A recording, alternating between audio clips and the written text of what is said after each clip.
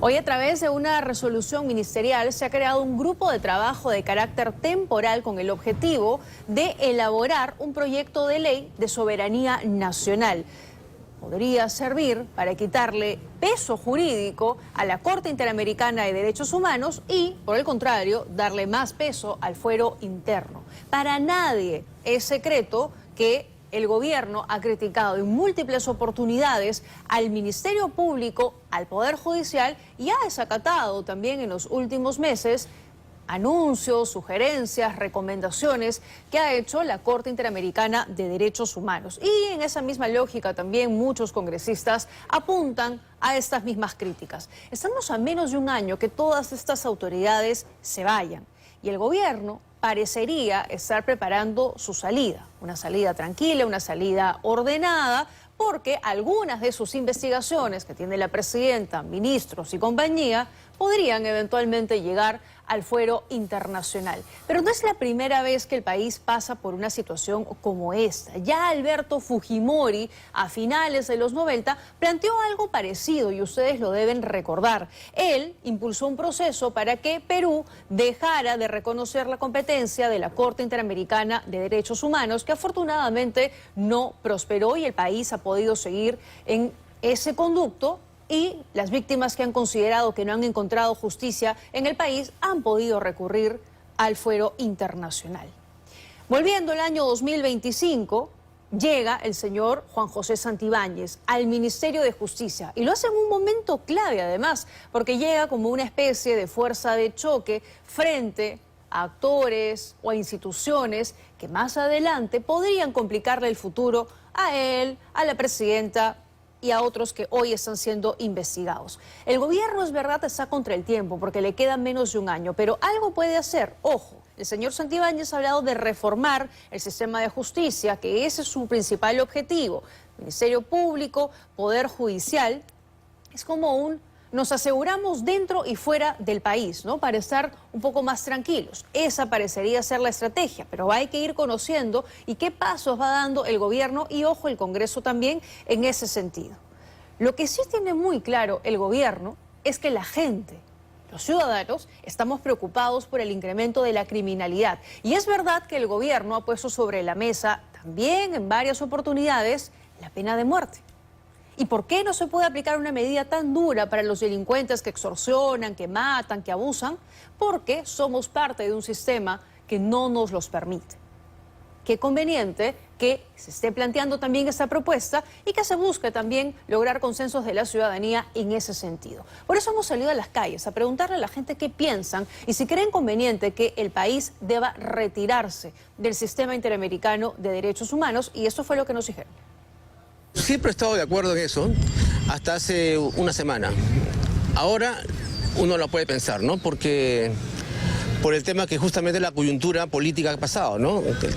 Cambian de ministro, justamente para favorecer intereses propios. Pero, sí, pues, si no fuera el caso sí me gustaría que se salgan para atacar de lleno a la delincuencia, ¿no? Que está ya atacando demasiado fuerte el país. En estos momentos yo sí creo que estaría de acuerdo por más que nada todo lo que sucede en el país con la delincuencia, ¿no? ¿Qué pueda suceder más adelante? Como un amigo me dijo, si es que entra un gobierno de izquierda y quiere hacer lo que quiera, tal vez en ese contexto no se sabría si estaría bien o no, ¿no? Pero por la delincuencia, todos sabemos que viene un ladrón, te mata y de ahí no pasa nada. Yo pienso de que los derechos humanos y su defensa es básico y fundamental, ¿no? Yo creo que la primera institución es la Constitución, en donde se establecen precisamente cuáles son los derechos humanos que todos tenemos derecho a reclamar, exigir, ¿no? Y ser protegidos por eso. En la actualidad, al final, la Corte Interamericana de Derechos Humanos, en realidad, creo yo que no está cumpliendo las funciones de manera adecuada. Por ende, yo pienso que sí deberíamos salirnos de ahí. No estoy de acuerdo que se retire, porque creo que el Perú debe ser también ejemplo de defensa de los derechos humanos, ya sea a nivel interior y exterior, ¿no? Ser parte de una comunidad que promulgue el respeto al ser humano en sus defectos, en sus virtudes. Nos acompaña esta noche en estudios el expresidente del Tribunal Constitucional y abogado también en algunos temas constitucionales de la presidenta Dina Boluarte, el doctor Ernesto Blume. Gracias por estar aquí, bienvenido. Muchas gracias por la invitación. Buenas Doctor, noches. ¿usted está de acuerdo con la salida o no del país de la Corte Interamericana de Derechos Humanos? Yo estoy absolutamente en desacuerdo con que el Perú se retire de la Corte Interamericana de Derechos Humanos o, hablando más propiamente, de la Convención Americana de Derechos Humanos. Creo que sería un error gravísimo y la explicación es para mí muy clara. Después de la Segunda Guerra Mundial, el siglo pasado, frente a los horrores del genocidio nazi y del exterminio físico de millones de habitantes, básicamente judíos, la humanidad vio estupefacta de lo que era capaz un régimen totalitario. Y las Naciones Unidas acordaron crear sistemas supranacionales de protección de la persona, porque la persona es anterior y superior al Estado y razón de ser el Estado. Y el Estado está creado para proteger a la persona y sus derechos. De acuerdo. Entonces, pretender a estas alturas, año 2025, dejar desguarnecidos a 35 millones de peruanos de la posibilidad de recurrir a un sistema supranacional de defensa de los derechos fundamentales es un error para mí sumamente grave. ¿Por qué el Estado peruano, por qué la presidenta Dina Boluarte quiere cometer semejante error? Yo creo que no es tanto por la presidenta, sino es por quienes en alguna medida están influyendo, porque creen que el sistema interamericano no ha cumplido su rol en los últimos años. Pero no hay que confundir el sistema en sí con las personas que integran el sistema.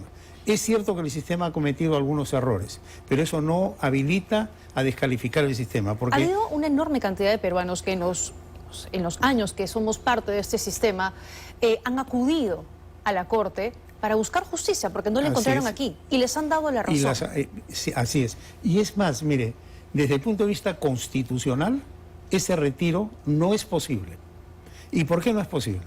Porque el artículo 205 de la Constitución establece lo siguiente en la parte relacionada con los procesos constitucionales y sobre todo en la defensa de los derechos fundamentales.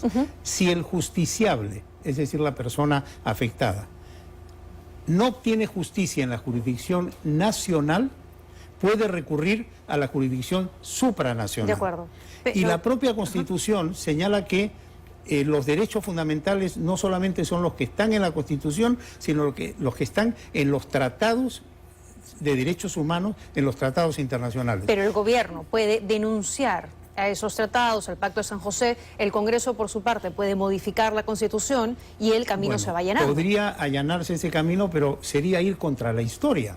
Porque en el siglo XXI, cuando hemos avanzado en lo que se refiere a lo que nosotros denominamos los abogados, los constitucionalistas, el derecho internacional de los derechos humanos, un país democrático retrocede. Mire, esto solamente ha ocurrido en el caso de Trinidad y Tobago y de Venezuela. Y Nicaragua, es decir, bueno, pero en el caso de la Convención solamente ellos dos. Pero dictaduras, ¿no? Dictaduras, o sea, regímenes totalitarios que escogieron el camino del retiro. De acuerdo. Porque no pueden soportar un sistema que proteja derechos fundamentales. Entonces, yo creo que no es la presidenta, sino es algunas personas del entorno y otros que piensan que hay que retirarse del sistema interamericano. Creo, con todo respeto, que es un error muy grave y creo que no debe prosperar esa idea. Y esto además, lo recordábamos al inicio del programa, ya lo hemos vivido en el gobierno de Alberto Fujimori, que tuvo una propuesta similar a la que usted también se opuso en su momento. Así es,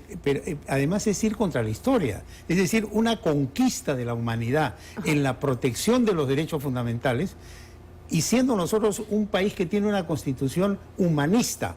La Constitución dice: la persona humana es el fin supremo de la sociedad y del Estado, la defensa de la persona humana. ¿Cómo es posible que desguarnezcamos a la persona humana de un sistema de protección supranacional? Eso, desde el punto de vista constitucional, para mí resulta inaceptable. Queda claro. Yo creo que quienes están sosteniendo esta tesis no conocen ni la historia universal ni la historia del Perú, que es una historia, tanto la universal como el Perú, en donde han habido muchas marginaciones y muchas afectaciones a los derechos fundamentales. Ya, pero lo que estamos viendo también... Y se ha tenido que construir un sistema supranacional para proteger mejor a la persona. Pero, a ver, veamos todo desde un contexto más amplio. Porque por un lado se están gestando comisiones, grupos de trabajo para ir en ese camino y salirnos de del sistema interamericano de derechos humanos. Y del otro lado, en el fuero interno, Santibáñez, como nuevo ministro de Justicia, comienza a hablar de reformar el Ministerio Público, reformar el Poder Judicial. Entonces, ¿qué nos dice todo esto de la situación jurídica del país? Bueno, es un tema que hay que analizarlo objetivamente.